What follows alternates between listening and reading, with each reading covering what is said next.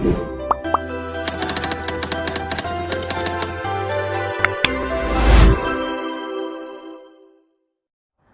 Hello നമസ്കാരം. Page 3 അക്കാദമിയുടെ പുതിയൊരു ക്ലാസ്സിലേക്ക് എല്ലാവർക്കും സ്വാഗതം.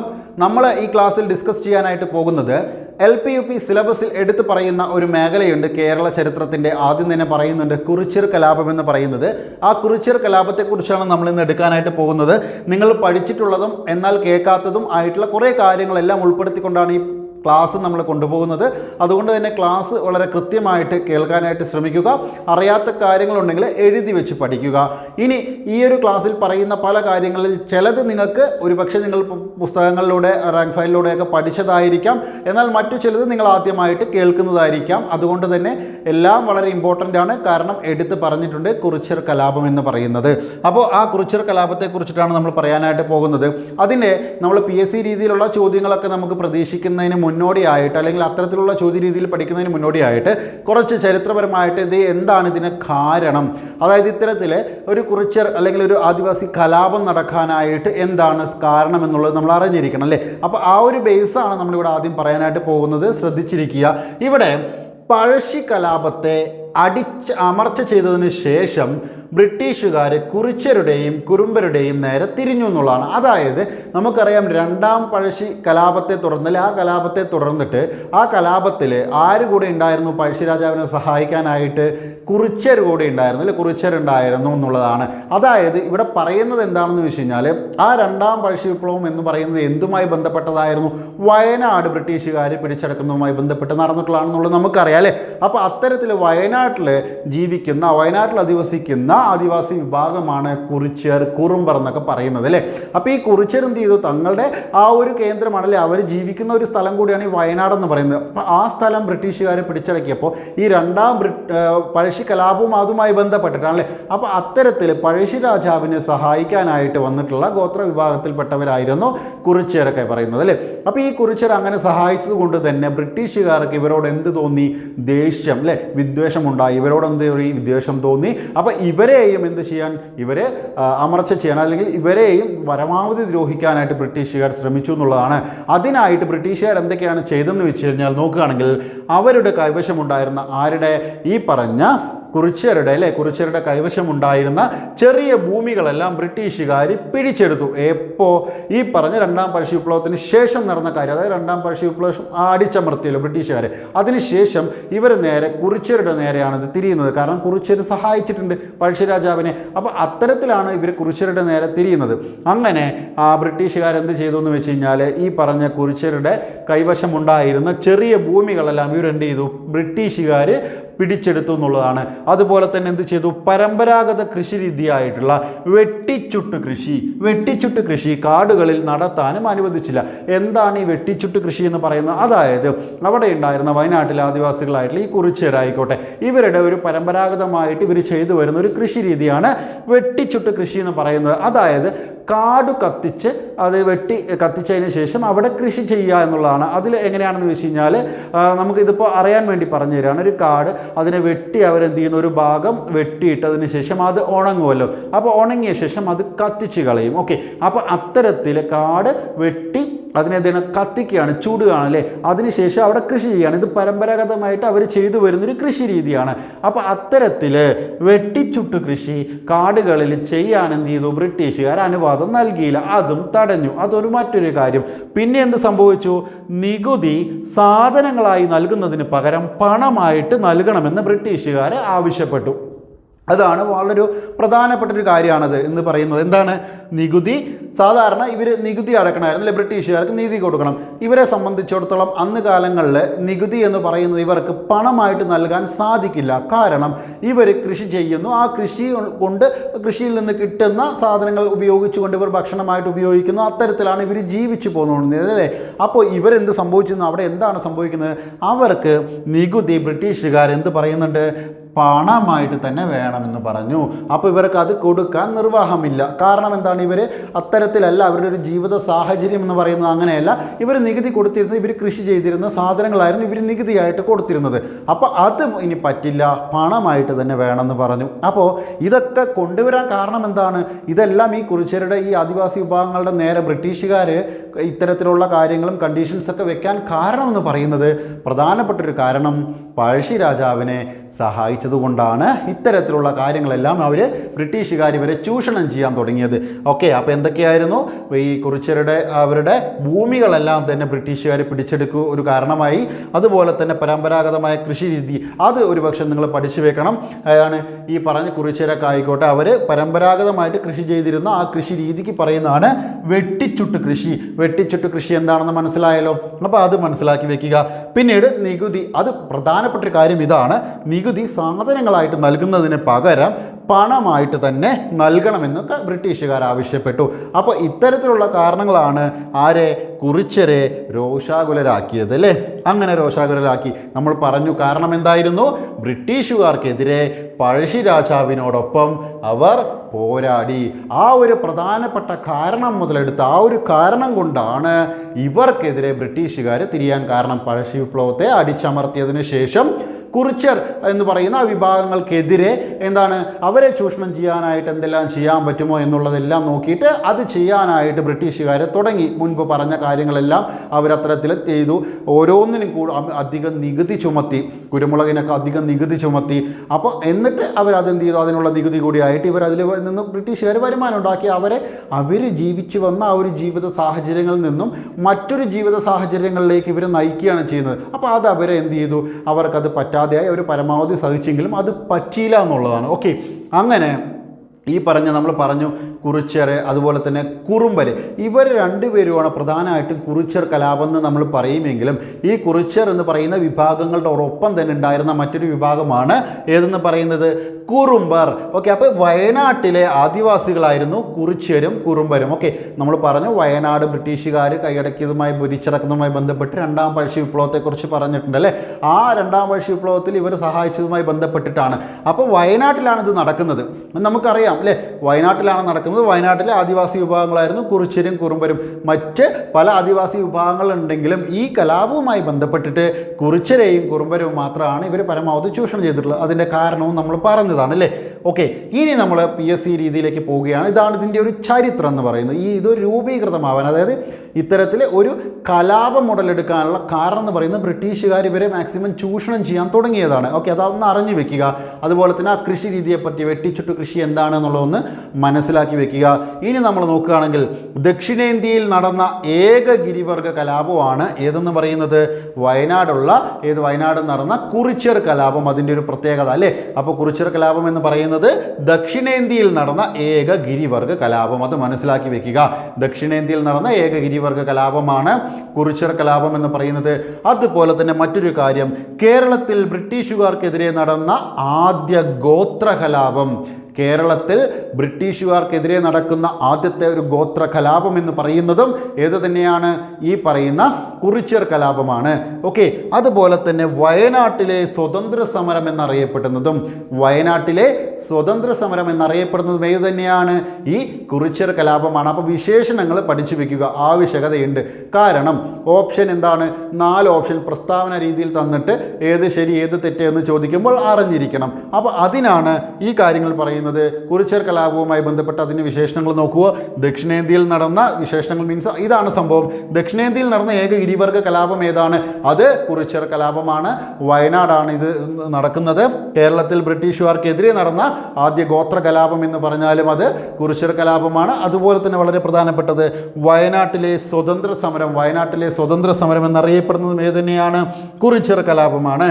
ഓക്കെ, ഇനി നമ്മൾ മനസ്സിലാക്കുക, വയനാട്, അതായത് ഈ ഒരു ബ്രിട്ടീഷുകാർ ഇവരോട് പറഞ്ഞിട്ടില്ലേ, ഈ നികുതി സാധനങ്ങളല്ലാതെ പണമായിട്ട് വേണം, അതുപോലെ തന്നെ ഇവരുടെ ഭൂമികളൊക്കെ കൈവശപ്പെടുത്താൻ തുടങ്ങി, വെട്ടിച്ചുട്ട് കൃഷി നടത്തരുത് എന്ന് പറഞ്ഞ് അത് വിലക്കി. അപ്പോൾ ഇത്രയെല്ലാം നിബന്ധനകൾ വെച്ച സമയത്ത് എന്ത് ചെയ്തു ഇവരെന്ത് ചെയ്തു എന്ന് വെച്ച് കഴിഞ്ഞാൽ വയനാട് ജില്ലയിലെ മല്ലൂർ എന്ന് പറയുന്ന ഒരു സ്ഥലത്ത് മല്ലൂർ എന്ന് പറയുന്ന സ്ഥലത്ത് 1812 മാർച്ച് 25 ആ ഒരു ഡേറ്റ് നോക്കി വെക്കുക.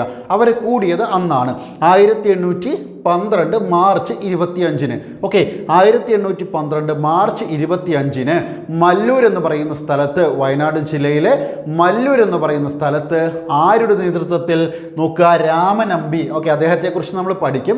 രാമനമ്പി എന്ന് പറയുന്ന അദ്ദേഹം ഒരു മൂപ്പനായിട്ടൊക്കെയാണ് നമ്മൾ പറയുന്നത്. അദ്ദേഹത്തിൻ്റെ നേതൃത്വത്തിൽ ഒരു യോഗം ചേരുകയാണ്. യോഗം ചേർന്നത് എപ്പോഴാണ്?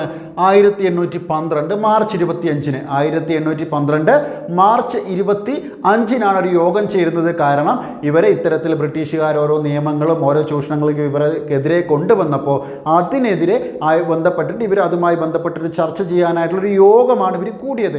ആ യോഗം കൂടിയത് 1812 മാർച്ച് 25 നോക്കി വെക്കുക. 1812 മാർച്ച് 25 ആ ഡേറ്റിന് വളരെ പ്രാധാന്യമുണ്ട്. എവിടെയാണ്? വയനാട് ജില്ലയിലെ മല്ലൂരിലാണ് ഇവരെ എന്ത് ചെയ്ത് ഈ ഒരു യോഗം കൂടുന്നത്. ഈ ഒരു യോഗം പോലീസുകാരെന്ത് ചെയ്യുകയാണ്? അത് പിരിച്ചുവിടാനായിട്ട് ബലപ്രയോഗം നടത്തുകയാണ്. അതായത് ഇവരെ ബലം പ്രയോഗിച്ചുകൊണ്ട് ഈ യോഗം പിരിച്ചുവിടാനായിട്ട് പോലീസ് ശ്രമിക്കുകയാണ്. അങ്ങനെ ശ്രമിക്കുന്ന സമയത്ത് അവിടെ നിന്ന് മുതലെടുക്കുകയാണ് ഏതെന്ന് പറയുന്നത് കുറിച്യർ കലാപം. ഇപ്പോൾ കുറിച്യർ കലാപത്തിൻ്റെ കാരണം എന്താണ്? അവർ ഈ കുറിച്യർ കലാപം തുടങ്ങാൻ അല്ലെങ്കിൽ കലാപം ആരംഭിക്കാനായിട്ടുള്ള പ്രധാനപ്പെട്ട ഒരു കാരണം ഇത്തരത്തിലൊരു യോഗം ചേരുന്നു. ഇവരിനി എന്ത് ചെയ്യും, ഇതിനെതിരെ നമുക്ക് എന്ത് ചെയ്യാൻ പറ്റുമെന്ന് പറയുന്നൊരു യോഗമാണ് അവിടെ ചേരുന്നത്. ആ യോഗത്തെ ബലം പ്രയോഗിച്ചുകൊണ്ട് പോലീസുകാർ പിരിച്ചുവിടാൻ ശ്രമിച്ചപ്പോൾ അവിടെ ഒരു പ്രശ്നങ്ങൾ ഉടലെടുക്കുന്നു. അവിടെ നിന്നും കുറിച്യർ കലാപം എന്ത് ചെയ്യുന്നു? ആരംഭിക്കുകയാണ്. കുറിച്യരും കുറുമ്പരെന്ന് പറയുന്ന ആദിവാസി വിഭാഗങ്ങളും ചേർന്നിട്ടാണ് ഈ ഒരു കുറിച്യർ കലാപത്തിന് വരുന്നത്. കുറിച്യർ കലാപം എന്നറിയപ്പെടുന്നുണ്ടെങ്കിലും കുറിച്യരോടൊപ്പം നിൽക്കുന്ന ആദിവാസി വിഭാഗമാണ് കുറുമ്പർ എന്ന് പറയുന്നത്. അത് മനസ്സിലാക്കി വെക്കുക. അപ്പോൾ എങ്ങനെയാണ് ഈ കുറിച്യർ കലാപം ആരംഭിക്കുന്നതെന്ന് ചോദിച്ചു കഴിഞ്ഞാൽ നമ്മളിപ്പോൾ പറഞ്ഞു, വയനാട് ജില്ലയിലെ മല്ലൂരിൽ 1812 മാർച്ച് 25 രാമനമ്പി എന്ന് പറയുന്ന ആളുടെ അദ്ദേഹത്തിൻ്റെ നേതൃത്വത്തിൽ ഇവരൊരു യോഗം ചേരുകയും ആ യോഗത്തെ പോലീസുകാർ ബലം പ്രയോഗിച്ച് പിരിച്ചുവിടാൻ ശ്രമിക്കുകയും ചെയ്യുന്നതുമായി ബന്ധപ്പെട്ട് അവിടെ ഉടലെടുക്കുകയാണ് എന്തെന്ന് പറയുന്നത്? കുറിച്യർ കലാപം. അങ്ങനെ കുറിച്യർ കലാപം ഉടലെടുത്തു. ഈ ലഹളയുമായി ബന്ധപ്പെട്ടിട്ട് കുറിച്യരും അവരെന്താണ് ചെയ്യുന്നത്? ലഹളയുമായി ബന്ധപ്പെട്ട ലഹളക്കാർ എന്തൊക്കെ ചെയ്തു എന്ന് ചോദിച്ചു കഴിഞ്ഞാൽ നികുതി പിരിക്കുന്നവരെ തടഞ്ഞു. ആദ്യം അവർ ചെയ്തെന്താണ്? നികുതി പിരിക്കുന്നവരെ തടഞ്ഞുകൊണ്ടാണ് ഇവർ കലാപം ആരംഭിക്കുന്നത്. നികുതി പിരിക്കുന്നവരെ തടഞ്ഞുകൊണ്ട് കലാപം ആരംഭിക്കുകയാണ്. അതുപോലെ തന്നെ ഇവർ ചെയ്യുന്നു, ചുരങ്ങൾ വഴിയുള്ള ഗതാഗതം ലഹളക്കാർ പൂർണ്ണമായിട്ടും തടഞ്ഞു എന്നുള്ളതാണ്. നമുക്കറിയാം വയനാട് ജില്ലയിലേക്ക് ചുരം കയറി വേണം പോകാൻ. അപ്പോൾ ആ ചുരങ്ങളെല്ലാം തന്നെ എന്ത് ചെയ്യുകയാണ്? അവരെ ആ ചുരങ്ങളിലേക്കുള്ള ഗതാഗത മാർഗം തടസ്സപ്പെടുത്തുന്നു. അവിടേക്ക് അപ്പോൾ ആർക്കും എത്തിപ്പെടാൻ പറ്റില്ല. ബ്രിട്ടീഷുകാർക്കായാലും എത്തിപ്പെടാൻ പറ്റില്ല. അപ്പോൾ ചുരങ്ങൾ വഴിയുള്ള ഗതാഗതം ലഹളക്കാർ പൂർണ്ണമായിട്ടും തടഞ്ഞു. ഇപ്പോൾ അവിടേക്ക് എത്തിപ്പെടാനുള്ളൊരു വഴിയില്ല. ചുരങ്ങളാണ് പ്രധാനപ്പെട്ട വഴി, അത് തടയുകയാണ്. പിന്നീട് നമ്മൾ നോക്കുക, പോലീസ് സ്റ്റേഷനുകൾ അവർ ആക്രമിച്ചു എന്നുള്ളതാണ്. ഇതിൻ്റെ ഭാഗമായിട്ട് അവിടെ എന്ത് ചെയ്തു? വയനാട് ജില്ലയിലുള്ള പോലീസ് സ്റ്റേഷനുകൾ അക്രമികൾ എന്ന് പറയുന്നത് ഈ ലഹളക്കാർ ആ ആദിവാസി വിഭാഗക്കാരായിട്ടുള്ള കുറിച്യരും കുറുമ്പരും അവരെന്ത് ചെയ്തു? പോലീസ് സ്റ്റേഷനുകൾ ആക്രമിച്ചു. അതുപോലെ തന്നെ മറ്റൊരു പ്രധാനപ്പെട്ട കാര്യം എന്ന് പറയുന്നത് മാനന്തവാടി, സുൽത്താൻ ബത്തേരി, ഇത് രണ്ടും വയനാട് ജില്ലയിലുള്ള സ്ഥലങ്ങളാണ്, നമുക്കറിയാം. മാനന്തവാടി, സുൽത്താൻ ബത്തേരി എന്നിവിടങ്ങളിലെ ബ്രിട്ടീഷുകാരുടെ ആയുധ കേന്ദ്രങ്ങൾ കലാപകാരികൾ ആക്രമിച്ചു എന്നുള്ളതാണ്. അതിന് പ്രധാനപ്പെട്ട ഒരു കാര്യം എന്താണെന്ന് വെച്ച് കഴിഞ്ഞാൽ നമുക്കറിയാം ഈ കുറിച്യർ കുറുമ്പർ എന്നൊക്കെ പറയുന്ന ആദിവാസി വിഭാഗമാണ്, ഗോത്രവർഗ്ഗക്കാരാണ്. ഇവരുടെ പ്രധാന ആയുധങ്ങൾ എന്ന് പറയുന്ന അമ്പും വില്ലുമായിരിക്കും. കാരണം വെച്ചാൽ അവർ അതിൽ വളരെ പ്രാവീണ്യം നേടിയവരാണ് ഈ ആദിവാസി വിഭാഗങ്ങൾ. അവർ ഈ അമ്പയത്തിൽ വളരെ പ്രാവീണ്യം നേടിയവരാണ്. അപ്പോൾ അവരുടെ പ്രധാനപ്പെട്ട ഒരു ആയുധം എന്ന് പറയുന്നത് ഇത് തന്നെയാണ്. എന്നാൽ ബ്രിട്ടീഷുകാരെ സംബന്ധിച്ചിടത്തോളം അങ്ങനെയല്ല. കാരണം എന്താണ്? അവർക്ക് ആധുനിക തരത്തിലുള്ള അന്ന് നിലവിലുണ്ടായിരുന്ന പല ആയുധങ്ങളും അവരുടെ കൈവശമുണ്ട്. അപ്പോൾ ആദ്യം അത് നശിപ്പിക്കുക എന്നുള്ളതായിരിക്കുമല്ലോ. അപ്പോൾ അത്തരത്തിൽ അവിടെ ആയുധങ്ങൾ സൂക്ഷിച്ചിരുന്ന ആയുധ കേന്ദ്രങ്ങൾ ബ്രിട്ടീഷുകാർ ആയുധങ്ങൾ സൂക്ഷിച്ചിട്ടുണ്ടായിരുന്ന ആയുധ കേന്ദ്രങ്ങൾ ആര് നശിപ്പിച്ചു? നമ്മുടെ ഈ ആദിവാസി വിഭാഗം എന്ന് പറയുന്ന കുറിച്യരും കുറുമ്പരും നശിപ്പിച്ചു എന്നുള്ളതാണ്. ആക്രമിച്ച് നശിപ്പിച്ചു. എവിടെ? മാനന്തവാടി, സുൽത്താൻ ബത്തേരി എന്നിവിടങ്ങളിലെ ബ്രിട്ടീഷുകാരുടെ ആയുധ കേന്ദ്രങ്ങൾ കലാപകാരികൾ ആക്രമിച്ചു. അപ്പോൾ ഇത്തരമെല്ലാം കാര്യങ്ങൾ എന്ത് ചെയ്തു? കലാപകാരികൾ അവർക്ക് പറ്റുന്ന രീതിയിൽ അവരുടെ കയ്യിലുള്ള ഇത് ചെറിയ ആയുധങ്ങൾ ഉപയോഗിച്ചുകൊണ്ടാണ് അവർ ഇത്രയും കാര്യങ്ങൾ ചെയ്യുന്നത്. നമുക്കറിയാം, ഈ പറഞ്ഞ പോലെ ബ്രിട്ടീഷുകാരുടെ കയ്യിലുണ്ടായിരുന്ന അത്രയും വലിയ ആയുധങ്ങളോ ആധുനിക തരത്തിലുള്ള അന്ന് നിലവിലുണ്ടായിരുന്ന ആയുധങ്ങളൊന്നും തന്നെ ആർക്ക് പരിചയമില്ല എന്നുള്ളതാണ്. ഈ ആദിവാസികൾക്ക് പരിചയമില്ല, ആ വിഭാഗക്കാർക്ക് പരിചയമില്ല. എന്നാൽ അവർക്കറിയുന്ന ആ അമ്പെയ്ത്തും ആ ഒരു കല ഉപയോഗിച്ചുകൊണ്ടാണ് അവർ അതിനെ ആയുധമാക്കിക്കൊണ്ടാണ് എന്തത് അവർ പോരാടിയത്. അവർക്ക് മാക്സിമം അവർ പിടിച്ചു നിന്നു എന്നുള്ളതാണ്. ആർക്കെതിരെ? ഈ പറയുന്ന ബ്രിട്ടീഷുകാർക്കെതിരെ അല്ലേ. അതിന് മദ്രാസിൽ നിന്നും പോലീസുകാർ വന്നു, സൈന്യം വന്നു, ഓക്കെ, അതെല്ലാം ഇവർക്കെതിരെ ഇവർ തമ്മിൽ അത്രയും പോരാട്ടം ഉണ്ടായി എന്നുള്ളതാണ് വയനാട്ടിൽ. എന്തിനു പേരിലാണ്? ഈ ഇവരെ ചൂഷണം ചെയ്യുന്നതുമായി ബന്ധപ്പെട്ടിട്ട്. ഓക്കെ, അപ്പോൾ ഈ കാര്യങ്ങൾ ജസ്റ്റ് ഒന്ന് നോക്കി വെക്കുക. ഇതിൽ പ്രധാനപ്പെട്ടൊരു കാര്യം, മല്ലൂർ എന്ന് പറയുന്ന സ്ഥലം അവർ ആദ്യം യോഗം ചേരുന്നത് അവിടെയാണ്. അതൊന്ന് മനസ്സിലാക്കി വെക്കുക. വയനാട് ജില്ലയിലെ മല്ലൂരിൽ 1812 അല്ലേ.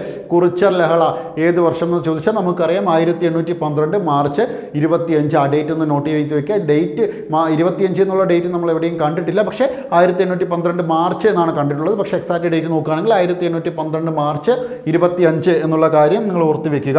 ഓക്കെ, അപ്പോൾ നമ്മൾ പറഞ്ഞു 1812 മാർച്ചിലാണ് ഈ കുറിച്യർ ലഹള ആരംഭിക്കുന്നത്. ആ കാര്യം നമുക്കറിയാം. ഇനി അതിന് നേതൃത്വം കൊടുത്തൊരു വ്യക്തിയുണ്ട് അല്ലേ. അന്ന് കുറിച്യർ ആ യോഗത്തിന് നേതൃത്വം കൊടുത്തൊരു വ്യക്തിയെപ്പറ്റി ഞാൻ പറഞ്ഞിരുന്നു. അദ്ദേഹമാണ് രാമനമ്പി. നിങ്ങൾ മനസ്സിലാക്കേണ്ട ഒരു കാര്യം, പല രീതിയിൽ ഇത് ചോദ്യം കണ്ടിട്ടുണ്ട്. അപ്പോൾ അതുകൊണ്ട് തന്നെ എല്ലാ കാര്യവും ഞാനിവിടെ ഉൾപ്പെടുത്തിയിട്ടുണ്ട്. രാമനമ്പി എന്ന് കണ്ടിട്ടുണ്ട്, അതുപോലെ തന്നെ രാമൻ നമ്പി എന്ന് കണ്ടിട്ടുണ്ട്. ഓക്കെ, ഇതെല്ലാം ഒരു വ്യക്തിയെ തന്നെയാണ് പറയുന്നത്. രാമനമ്പി അല്ലെങ്കിൽ രാമൻ നമ്പി, ഇത് രണ്ടും ഒരാൾ തന്നെയാണ്, രണ്ട് വ്യക്തികളല്ല, ഒരാൾ തന്നെയാണ്. അതുപോലെ തന്നെ അദ്ദേഹം രാമമൂപ്പൻ എന്നുകൂടി അറിയപ്പെടുന്നുണ്ട്. എന്താണ്? രാമമൂപ്പൻ എന്നുകൂടി അറിയപ്പെടുന്നുണ്ട്. ആ കാര്യം ഒന്ന് മനസ്സിലാക്കി വെക്കുക. അപ്പോൾ ഇദ്ദേഹമാണ് ഇതിന് നേതൃത്വം നൽകിയത്. ആര്? രാമനമ്പിയാണ് ഈ പറയുന്ന ഇതിന് നേതൃത്വം കൊടുത്തത്. ഓക്കെ, കലാപത്തിന് നേതൃത്വം കൊടുത്തത്. ഇനി നമ്മൾ മനസ്സിലാക്കേണ്ട കാര്യം, ഈ പറഞ്ഞ ഇദ്ദേഹത്തിൻ്റെ പേരുകളൊന്ന് ഓർത്തു വെക്കുക. അതുപോലെ മറ്റൊരു പ്രധാനപ്പെട്ട കാര്യം, കലാപത്തിൻ്റെ ബുദ്ധി കേന്ദ്രം, കുറിച്യർ കലാപത്തിൻ്റെ ബുദ്ധി കേന്ദ്രം എന്ന് പറയുന്നതും രാമനമ്പി തന്നെയാണ്. ആ കാര്യം ഒന്ന് മനസ്സിലാക്കി വെക്കാം. ഓക്കെ, അപ്പോൾ ഇദ്ദേഹവുമായി ബന്ധപ്പെട്ട് മനസ്സിലാക്കേണ്ട ഒരു കാര്യമാണ്, ഈ കുറിച്യർ കലാപത്തിന് നേതൃത്വം കൊടുത്തത് ആരാണ്? 1812 മാർച്ച് 25 മല്ലൂരിൽ യോഗം വിളിച്ചു കൂട്ടിയിരുന്നു അല്ലേ. അത് ആരുടെ നേതൃത്വത്തിലാണ്? അത് ഈ രാമനമ്പിയുടെ നേതൃത്വത്തിലാണ്. നമ്മൾ മുൻപ് പറഞ്ഞിരുന്നു. ഇനി ഇദ്ദേഹത്തിൻ്റെ പേരിൽ കൺഫ്യൂഷൻ വരരുത്. രാമനമ്പി, രാമൻ നമ്പി ഇതെല്ലാം ഒരാളാണ്. പിന്നീട് രാമൻ മൂപ്പൻ എന്ന പേരിലും ഇദ്ദേഹം അറിയപ്പെടുന്നുണ്ട്. അറിയാത്തവർ എഴുതി വെക്കുക. ഓക്കെ, രാമനമ്പി, രാമൻ നമ്പി, രാമമൂപ്പൻ. അതുപോലെ തന്നെ കലാപത്തിൻ്റെ ബുദ്ധി കേന്ദ്രം, കുറിച്യർ കലാപത്തിൻ്റെ ബുദ്ധി കേന്ദ്രം എന്നറിയപ്പെടുന്നതും ആരാണ്? അതും രാമനമ്പി തന്നെയാണ്. ഓക്കെ, കുറിച്യർ കലാപത്തിൻ്റെ ബുദ്ധി കേന്ദ്രം രാമനമ്പി തന്നെയാണ്, ഓർത്തു വെക്കുക. അതുപോലെ തന്നെ ഇവർക്ക് ഒരു മുദ്രാവാക്യം കൊണ്ടുവരികയാണ്. ഓക്കെ, ആ യോഗവുമായി ബന്ധപ്പെട്ട് തന്നെ ഈ ബ്രിട്ടീഷുകാർക്കെതിരെ ഒരു മുദ്രാവാക്യം ഉയർത്തിക്കൊണ്ടാണ് ഇവർ കലാപം നയിക്കുന്നത്. എന്താണ് ആ മുദ്രാവാക്യം? വളരെ പ്രധാനപ്പെട്ട ഒരു കാര്യമാണ്. വട്ടത്തൊപ്പിക്കാരെ നാട്ടിൽ നിന്നും പുറത്താക്കുക. ആരാണ് ഈ വട്ടത്തൊപ്പിക്കാർ? നമുക്കറിയാം, അന്ന് ബ്രിട്ടീഷുകാർ ഉപയോഗിച്ചിരുന്ന തൊപ്പി അല്ലേ. അപ്പോൾ അത് റിലേറ്റ് ചെയ്തിട്ടാണ് ഇവർ ഇത്തരത്തിലൊരു മുദ്രാവാക്യം ഉയർത്തിയത്. എന്താണ്? വട്ടത്തൊപ്പിക്കാരെ നാട്ടിൽ നിന്നും പുറത്താക്കുക. വട്ടത്തൊപ്പിക്കാരെ നാട്ടിൽ നിന്നും പുറത്താക്കുക എന്ന മുദ്രാവാക്യത്തോടുകൂടി നടന്ന കലാപം ഏതാണ് എന്ന് ചോദിച്ചാൽ, കേരളത്തിലെ ആദ്യ ഗോത്രവർഗ കലാപമായിട്ടുള്ള ദക്ഷിണേന്ത്യയിലെ ആദ്യ ഗിരിവർഗ കലാപമായിട്ടുള്ള ഏതാണ്? അത് കുറിച്യർ കലാപവുമായി ബന്ധപ്പെട്ടിട്ടുള്ള മുദ്രാവാക്യമാണ് വട്ടത്തൊപ്പിക്കാരെ നാട്ടിൽ നിന്നും പുറത്താക്കുക. വളരെ പ്രധാനപ്പെട്ടതാണ്. വട്ടത്തൊപ്പിക്കാരെ നാട്ടിൽ നിന്നും പുറത്താക്കുക എന്ന് പറയുന്ന മുദ്രാവാക്യം ഏത് കലാപവുമായി ബന്ധപ്പെട്ടിരിക്കുന്നു? അത് കുറിച്യർ കലാപവുമായി ബന്ധപ്പെട്ടിരിക്കുന്നു. മറന്നു പോകരുത്, മാറിപ്പോകരുത്. ഇനി നോക്കുക, ഈ കാരണങ്ങൾ നമ്മൾ മുൻപ് പറഞ്ഞിരുന്നു അല്ലേ. എങ്കിലും നമ്മൾ മനസ്സിലാക്കി വെക്കുക, പ്രധാനപ്പെട്ട കാരണങ്ങൾ 3 കാരണങ്ങളാണ്. ബ്രിട്ടീഷുകാർ അധികം നികുതി ചുമത്തി. ഓക്കെ, പ്രധാനപ്പെട്ട ഈ ഇതിൻ്റെ കാരണം എന്ന് പറയുന്നത് ബ്രിട്ടീഷുകാർ അധികം നികുതി ചുമത്തി. ഒന്നാമത്തെ കാര്യം. അതായത് ഇപ്പോൾ കുരുമുളക് ആയിക്കോട്ടെ, നമ്മൾ മുൻപ് പറഞ്ഞ് ഇവർ ഉൽപ്പാദിപ്പിക്കുന്ന പല സാധനങ്ങൾക്കും എന്തായി? അധികം നികുതി ചുമത്തി. ഒന്നാമത്തെ കാര്യം. ഓക്കെ. അതുപോലെ തന്നെ നികുതി പണമായി അടയ്ക്കാൻ നിർബന്ധിച്ചു. നികുതി എന്താണ്? പണമായിട്ട് തന്നെ അടയ്ക്കണം. നിങ്ങൾ പണ്ട് സാധനങ്ങളൊക്കെ ആയിരുന്നു നികുതിയായിട്ട് കൊടുത്തുകൊണ്ടിരുന്നത്, കാരണം അവരുടെ അടുത്തുള്ളതാണത് അല്ലേ. പണ്ട് എന്തായിരുന്നു? ബാർട്ടർ സിസ്റ്റമൊക്കെ നിലവിലുണ്ടായിരുന്നൊരു കാലഘട്ടമായിരുന്നല്ലോ. അപ്പോൾ ഒരു സാധനം കൊടുത്തു മറ്റൊരു സാധനം വാങ്ങുന്നു. അപ്പോൾ അന്ന് പണം ഇത്തരത്തിൽ നമ്മൾ ഇന്ന് പ്രാബല്യത്തിലുള്ള പോലെ ഒരു പണത്തിനന്ന് ഒരു പ്രസക്തി ഉണ്ടായിരുന്നില്ല അല്ലേ. അപ്പോൾ അങ്ങനെ ഒരു സാഹചര്യത്തിലാണ് നികുതി പണമായി തന്നെ അടയ്ക്കാൻ ആര് നിർബന്ധിച്ചത്? ബ്രിട്ടീഷുകാർ നിർബന്ധിക്കുന്നത് അല്ലേ. അതുപോലെ തന്നെ നികുതി അടയ്ക്കാൻ കഴിയാത്തവരുടെ കൃഷിഭൂമി ബ്രിട്ടീഷുകാർ പിടിച്ചെടുക്കുന്നു. ഓക്കെ. അപ്പോൾ നികുതി അവർക്ക് അടയ്ക്കാൻ സാധിക്കില്ല, 100% സാധിക്കില്ല. അങ്ങനെ അടയ്ക്കാതെ വരുന്ന സമയത്ത് എന്ത് ചെയ്യാണ്? അവരുടെ കൃഷിഭൂമി പിടിച്ചെടുക്കുകയാണ്. പിന്നെ കൃഷിഭൂമി പിടിച്ചെടുത്ത് കഴിഞ്ഞാൽ പിന്നെ കൃഷി ചെയ്യാൻ സാധിക്കുമോ? സാധിക്കില്ല അല്ലേ. അപ്പോൾ മാക്സിമം അവരെ എത്രത്തോളം ദ്രോഹിക്കാൻ പറ്റുമോ അത്രത്തോളം ബ്രിട്ടീഷുകാർ അവരെ ദ്രോഹിച്ചപ്പോഴാണ് അവരെന്ത് ചെയ്തത്? തിരിച്ചൊരു യോഗം ചേരുന്നു. ആ യോഗം പിന്നീട് ഒരു കലാപത്തിലേക്ക് നയിക്കുകയും ചെയ്തു. അതിനും കാരണമായിട്ട് തന്നെയാണ് ആ യോഗം ബലമായിട്ട് പിരിച്ചുവിടാൻ ശ്രമിച്ചപ്പോഴാണല്ലോ അത്തരത്തിൽ തുടങ്ങുന്നത്. ആ കാര്യം മനസ്സിലാക്കി വെക്കുക. ഇനി ഇത്തരത്തിൽ ഈ പറയുന്ന കാരണങ്ങളെല്ലാം പറഞ്ഞല്ലോ അല്ലേ. ഇത്തരത്തിലുള്ള നികുതി പരിഷ്കരണം ഇവർക്കിടയിലേക്ക് കൊണ്ടുവന്നൊരു വ്യക്തിയുണ്ട്, അത് നമ്മൾ അറിഞ്ഞു വെക്കണം. ആ ബ്രിട്ടീഷ് ഉദ്യോഗസ്ഥനാണ് ആരെന്ന് പറയുന്നത്? അത് തോമസ് വാർഡൻ. തോമസ് വാർഡൻ എന്ന് പറയുന്ന ആ ബ്രിട്ടീഷ് ഉദ്യോഗസ്ഥനാണ് ഈ പറയുന്ന ഈ നികുതികളെല്ലാം തന്നെ കൊണ്ടുവരുന്നത്. ഓക്കെ. നികുതി ഏർപ്പെടുത്തിയ ബ്രിട്ടീഷ് ഉദ്യോഗസ്ഥൻ ആരാണ്? അത് തോമസ് വാർഡൻ ആണ്. Thomas warden. ഓക്കെ, ക്ലിയർ ആയല്ലോ. അത് വളരെ പ്രധാനപ്പെട്ട ഒരു പേരാണ് തോമസ് വാർഡൻ എന്ന് പറയുന്നത്. കുറിച്യർ കലാപവുമായി ബന്ധപ്പെട്ട് നമ്മൾ പഠിക്കുന്ന സമയത്ത് ഈ കലാപത്തിന് കാരണമായത് അധിക നികുതി ചുമത്തിയത് തന്നെയാണ് അല്ലേ. സാധനങ്ങൾക്ക് അതുപോലെ തന്നെ നികുതി പണമായിട്ട് വേണമെന്ന് പറഞ്ഞതെല്ലാം തന്നെയാണ്. അപ്പോൾ അതിൽ നിങ്ങൾ പ്രധാനമായിട്ട് പഠിച്ചു വെക്കേണ്ടത് തോമസ് വാർഡൻ എന്ന് പറയുന്ന പേരാണ്. കാരണം ഈ തോമസ് വാർഡൻ എന്ന് പറയുന്ന ബ്രിട്ടീഷ് ഉദ്യോഗസ്ഥനാണ് ഈ അധിക നികുതി ചുമത്തുകയും നികുതിയുമായി ബന്ധപ്പെട്ടിട്ടുള്ള കാര്യങ്ങളെല്ലാം ഏർപ്പെടുത്തുകയും ചെയ്തിട്ടുള്ളത്. അത് തന്നെയാണ്, അത് തോമസ് വാർഡൻ ആണ്. കാര്യം മനസ്സിലാക്കി വെക്കുക. ഓക്കെ. അടുത്തത് നോക്കുകയാണെങ്കിൽ ഇതിലെ പ്രധാനപ്പെട്ട നേതാക്കളെ പറ്റിയിട്ടാണ് നമ്മൾ പറയുന്നത്. ഓക്കെ. നമുക്കറിയാം രാമനമ്പി എന്ന് പറയുന്ന ആ നേതാവിനെ നമുക്കറിയാം. മറ്റു ചില നേതാക്കൾ കൂടിയുണ്ട്, അത് നമ്മൾ മനസ്സിലാക്കണം. പ്രധാനപ്പെട്ട ഒരു നേതാവാണ് നമ്മൾ രാമനമ്പി. അദ്ദേഹമാണ് നേതൃത്വം വഹിച്ചത് ഈ കലാപത്തിന് എന്നൊക്കെ അറിയാം. എന്നാൽ മറ്റു ചില നേതാക്കന്മാർ കൂടിയുണ്ട്. അതിലാണ് നമ്മൾ രാമനമ്പി നമ്മൾ പറഞ്ഞു. പിന്നീട് Plaka Chandu. Okay, Plaka Chandu. കാരണം ഇത് പഠിക്കാൻ കാരണം ഇത് പഠിച്ചു വെച്ച് തന്നെ ആവണം. കാരണം ഇത് പഠിച്ചില്ലെങ്കിൽ ഒരു പക്ഷേ നമുക്ക് ഓപ്ഷനിൽ ഇത് ബന്ധമില്ലാത്തവർ ചോദിക്കാം. ഓക്കെ, കുറിച്യർ കലാപവുമായി ബന്ധമില്ലാത്ത വ്യക്തി ആര് എന്ന് താഴെ തന്നിട്ട് ചോദിക്കുമ്പോൾ നമുക്ക് ഉത്തരം അറിയണമെങ്കിൽ ഇത് ഇവരെക്കുറിച്ച് അറിഞ്ഞിരിക്കണം. ഓക്കെ. അപ്പോൾ രാമനമ്പി, പിന്നീട് പ്ലാക്ക ചന്തു, 1000 വീട്ടിൽ കോന്തപ്പൻ, 1000 വീട്ടിൽ കോന്തപ്പൻ, വെൻകലോൻ കേളു, വെൻകലോൻ കേളു, മാസിലോട്ടാടൻ യാമു. ഒക്കെ പേരുകളൊക്കെ അന്നത്തെ ആദിവാസി വിഭാഗങ്ങളുടെ പേരുകളാണ്. അതുകൊണ്ട് തന്നെ അതിൽ ചെറിയ നിങ്ങൾക്ക് മനസ്സിലാക്കാനൊക്കെ ബുദ്ധിമുട്ടുണ്ടാവും. അപ്പോൾ നമ്മൾ പ്രൊണൗൺസിയേഷൻ്റെ രീതിയിലാണ് ആ പേരുകളൊക്കെ എഴുതിയിരിക്കുന്നത്. ഓക്കെ. അപ്പോൾ മാസിലോട്ടാടൻ, ഓക്കെ, ആടൻ യാമു, മാസിലോട്ടാടൻ യാമു, വെൻകലോൻ കേളു, 1000 വീട്ടിൽ കോന്തപ്പൻ, പ്ലാക്ക ചന്തു, രാമനമ്പി. അപ്പോൾ ഇവരാണ് പ്രധാനപ്പെട്ട നേതാക്കൾ എന്ന് പറയുന്നത്. ഏതിൻ്റെ? കുറിച്യർ കലാപത്തിൻ്റെ. എന്നാൽ നമ്മൾ ചോദിക്കുമ്പോൾ നേതൃത്വം നൽകിയത് ആരെന്ന് ചോദിക്കുമ്പോൾ രാമനമ്പിയാണ്. ഇനി ഈ പേരുകളിൽ നമ്മൾ മനസ്സിലാക്കേണ്ട ഒരു കാര്യം എന്ന് പറയുന്നത് ഈ രാമനമ്പി ആയിക്കോട്ടെ, പ്ലാക്ക ചന്തു ആയിക്കോട്ടെ, 1000 വീട്ടിൽ കോന്തപ്പൻ ആയിക്കോട്ടെ, ഇവരൊക്കെ എന്ത് ചെയ്യാണ്? ഇവരുമായിട്ട് ബ്രിട്ടീഷുകാരുമായിട്ട് ഏറ്റുമുട്ടിയിട്ട് എന്താണ്? വധിക്കപ്പെടുകയാണ് അല്ലെ. ബ്രിട്ടീഷുകാർ ഇവരെയൊക്കെ വധിക്കുകയാണ്. ഓക്കെ. അപ്പോൾ ബ്രിട്ടീഷുകാരുമായിട്ട് ഏറ്റുമുട്ടി വധിക്കപ്പെട്ടത് ആരൊക്കെയാണെന്ന് ചോദിച്ചാൽ രാമനമ്പി, പ്ലാക്ക ചന്തു, 1000 വീട്ടിൽ കോന്തപ്പൻ തുടങ്ങിയവർ ബ്രിട്ടീഷുകാരുടെ ഏറ്റുമുട്ടലുമായിട്ട് ബന്ധപ്പെട്ടിട്ടാണ് ഇവർ മരിക്കുന്നത്. അതിൽ ആരെ? രാമനമ്പിയെ അവർ വധിക്കുന്നത് എപ്പോഴാണ്? 1812 മെയ് 1-നാണ്. 1812. കാരണം അദ്ദേഹമാണ് നേതൃത്വം കൊടുത്തത് അല്ലേ. അപ്പോൾ അതുകൊണ്ട് തന്നെ അദ്ദേഹത്തെ വധിക്കപ്പെട്ട ആ ഒരു ഡേറ്റ് നിങ്ങൾ മനസ്സിലാക്കി വെക്കണം. 1812 മെയ് 1-ന് ബ്രിട്ടീഷുകാർ രാമനമ്പിയുടെ തല അരിഞ്ഞിട്ട് അദ്ദേഹത്തെ കൊലപ്പെടുത്തുകയാണ് ചെയ്യുന്നത്. ഇപ്പോൾ വർഷം പ്രത്യേകം ശ്രദ്ധിക്കണം. 1812 മെയ് 1-ന്. ഓക്കെ.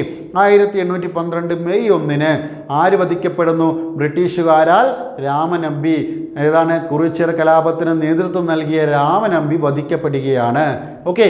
അങ്ങനെ 1812 മെയ് 1-ന് രാമനമ്പി മരിക്കുന്നു. ഇപ്പോൾ ഈ പറഞ്ഞ രാമനമ്പിയും പ്ലാക്ക ചന്തുവും 1000 വീട്ടിൽ കോന്തപ്പനെല്ലാം ബ്രിട്ടീഷുകാരുടെ ഏറ്റുമുട്ടലിൽ വധിക്കപ്പെടുകയും പിന്നീട് വെൻകലോൻ കേളു എന്ന് പറയുന്ന വ്യക്തിയെ ബ്രിട്ടീഷുകാർ എന്ത് ചെയ്യുകയാണ്?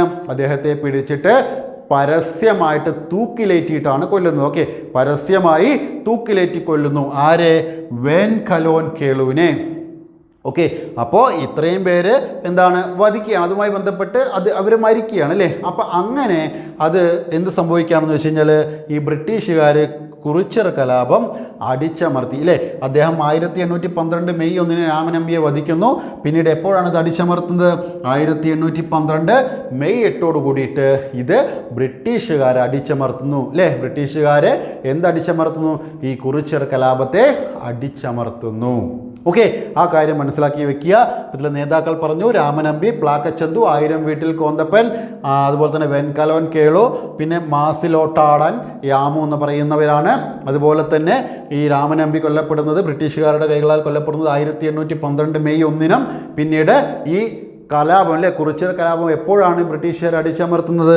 അത് 1812 മെയ് 8 1812 മെയ് 8 ഈ കലാപം അടിച്ചമർത്തപ്പെടുകയും ചെയ്യുന്നു എന്നുള്ളതാണ്.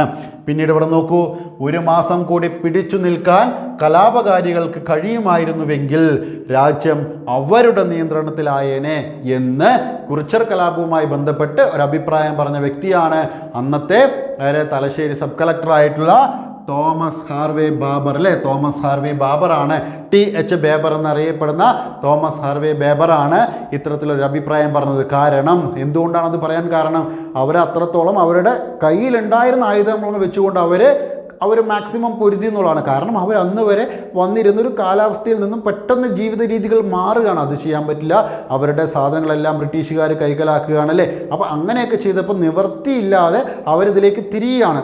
ഓക്കെ, കാരണം ഈ പഴശ്ശിരാജാവിനെ സഹായിച്ച ഒരൊറ്റ കാരണം കൊണ്ടാണ് ബ്രിട്ടീഷുകാർ ഇവർക്കെതിരെ തിരിയുന്നത്. അത് മനസ്സിലാക്കി വെക്കുക. ഓക്കെ, അപ്പോൾ അന്നത്തെ തലശ്ശേരി സബ് കളക്ടറായിട്ടുള്ള തോമസ് ഹാർവേ ബേബർ അല്ലെങ്കിൽ TH ബേബർ എന്താണ് അഭിപ്രായപ്പെട്ടത്? 1 മാസം കൂടി പിടിച്ചു നിൽക്കാൻ കലാപകാരികൾക്ക് കഴിയുമായിരുന്നുവെങ്കിൽ രാജ്യം അവരുടെ നിയന്ത്രണത്തിലായേനെ. ചോദ്യം വരാൻ പ്രതീക്ഷിച്ച് നോക്കുക. 1 മാസം കൂടി പിടിച്ചു നിൽക്കാൻ കലാപകാരികൾക്ക് കഴിയുമായിരുന്നുവെങ്കിൽ രാജ്യം അവരുടെ നിയന്ത്രണത്തിലായേനെ. ഇത് ഏത് കലാപവുമായി ബന്ധപ്പെട്ട് പറഞ്ഞതാണ് എന്ന് ചോദിച്ചാൽ അത് കുറിച്യർ കലാപം എന്ന് പറയാൻ സാധിക്കണം. അതാരാണ് പറഞ്ഞത്?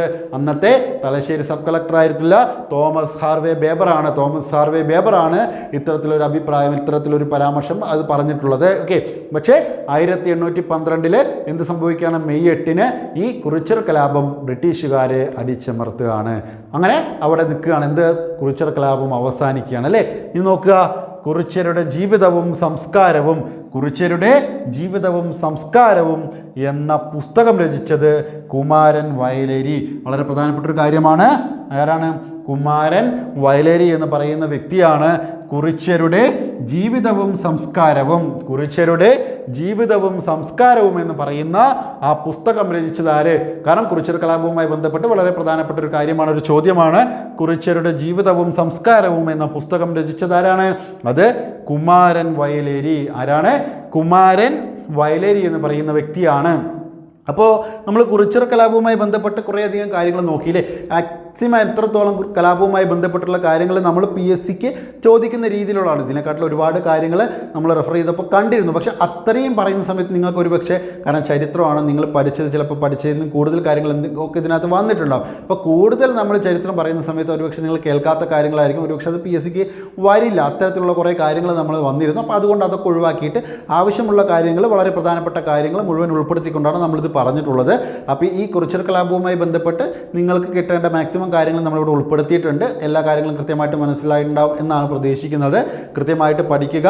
സിലബസ് അടിസ്ഥാനത്തിലുള്ള ക്ലാസ്സുകൾ അതുപോലെ തന്നെ എല്ലാം ഉൾപ്പെടുത്തിക്കൊണ്ട് നമ്മളൊരു പുതിയൊരു ബാച്ച് നമ്മൾ ഈ വരുന്ന ജൂലൈ 31 തിങ്കളാഴ്ച ആരംഭിക്കുകയാണ്.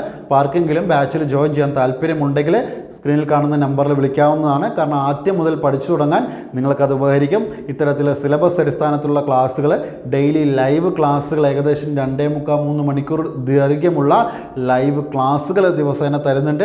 എല്ലാ ആഴ്ചയിലും OMR പരീക്ഷകൾ നടത്തുന്നുണ്ട്. അപ്പോൾ താല്പര്യമുള്ളവർ താഴെ കാണുന്ന നമ്പറിൽ വിളിക്കുക. നിങ്ങൾക്ക് ഈ ക്ലാസ് ഇഷ്ടപ്പെട്ടാൽ വീഡിയോ ഒന്ന് ലൈക്ക് ചെയ്യുക. അതുപോലെ തന്നെ നമ്മൾ ആദ്യമായിട്ടാണ് കാണുന്നത് നിങ്ങളൊന്ന് സബ്സ്ക്രൈബ് ചെയ്യുക. നിങ്ങളുടെ സുഹൃത്തുക്കൾക്കും ഒന്ന് ഷെയർ ചെയ്യുക. മറ്റൊരു ടോപ്പിക്കുമായിട്ട് മറ്റൊരു ക്ലാസ്സിൽ കാണാം. താങ്ക്